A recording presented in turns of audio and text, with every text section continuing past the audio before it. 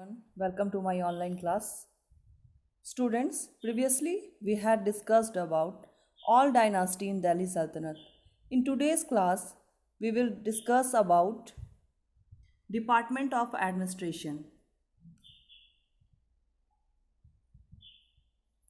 So our first point is the king ruled with the help of ministers who were in charge of various departments.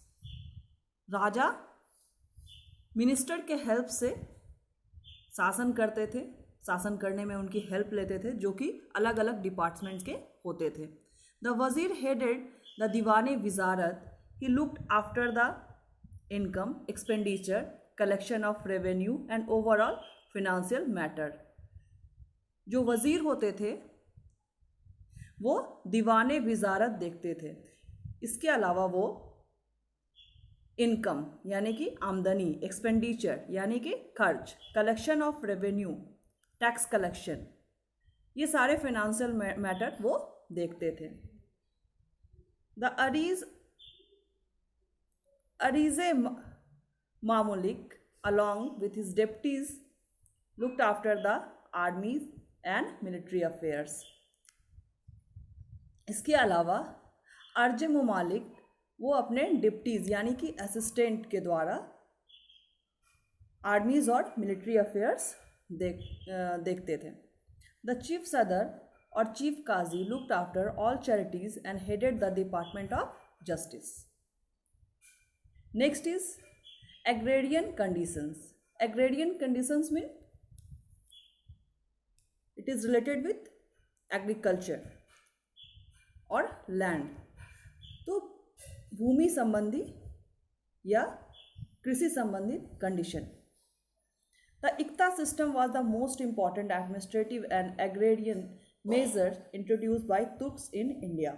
इक्ता system को सबसे पहले India में तुर्क ने introduce करवाया. इक्ता का मतलब होता है tract of land given to nobles for their military services in lieu of cash. इसका मतलब होता है नॉबल्स जो कि मिलिट्री सर्विस में होते हैं तो उन्हें उनकी सैलरी के रूप में कैश ना देकर ज़मीन का एक हिस्सा देना. ये हिस्सा छोटा भी हो सकता है, ये हिस्सा बड़ा भी हो सकता है. उनके ड्यूटी, उनके सर्विस के अकॉर्डिंग, उनके रिस्पॉन्सिबिलिटी के अकॉर्डिंग ये इक्ताज उन्हें मिलता था. It gradually become heredity.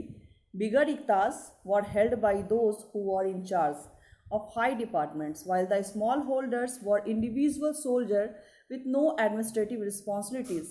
In addition, the Delhi Sultans imposed various taxes upon the peasant.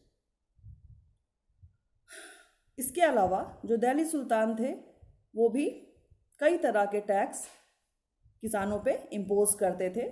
These were खराज जो कि एक तरह का लैंड टैक्स था.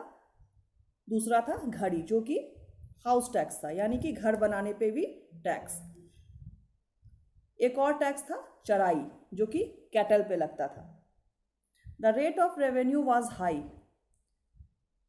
रेवेन्यू के रेट हाई थे. Peasants sometimes gave as much as half of the total produce in tax. During Alauddin Khilji reign the revenue was based on actual measurement of land. Alauddin Khilji के reign में जो टैक्स होते थे वो land के मेजरमेंट पे डिपेंड करते थे, जबकि गयासुद्दीन तुगलक के रीन में ये जो टैक्स थे ये क्रॉप शेयरिंग बेस्ड थे यानी कि उपज के ऊपर डिपेंड करता था. Corrupt revenue officer often harass peasants.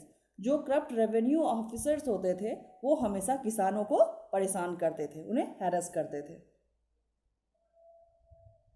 Our next topic is downfall of the Sultanate.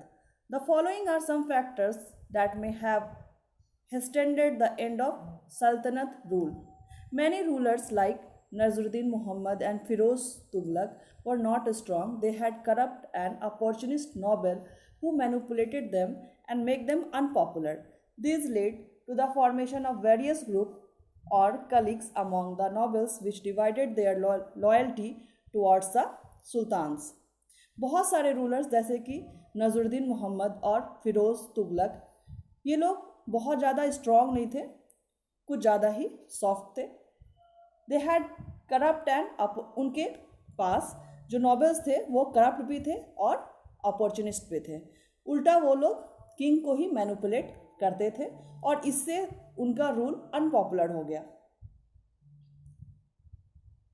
The iqta system help to decentralize the power of king.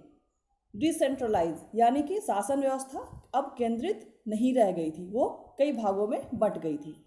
The kings dependence on the nobles increased as they provide him with army contingents.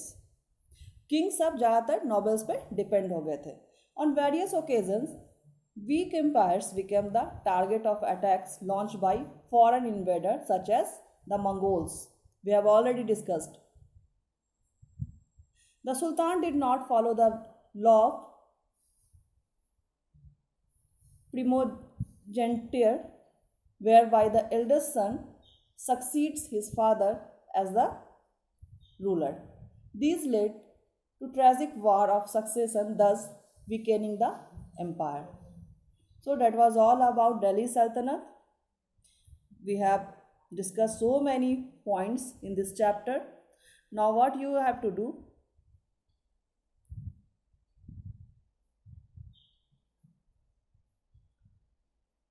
You have to learn all these important terms. Not only learn but write also. You have to write and learn all these important terms. After that, you will complete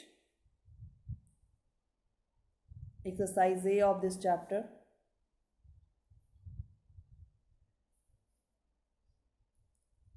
Okay. So see you in next class. Till then, bye bye.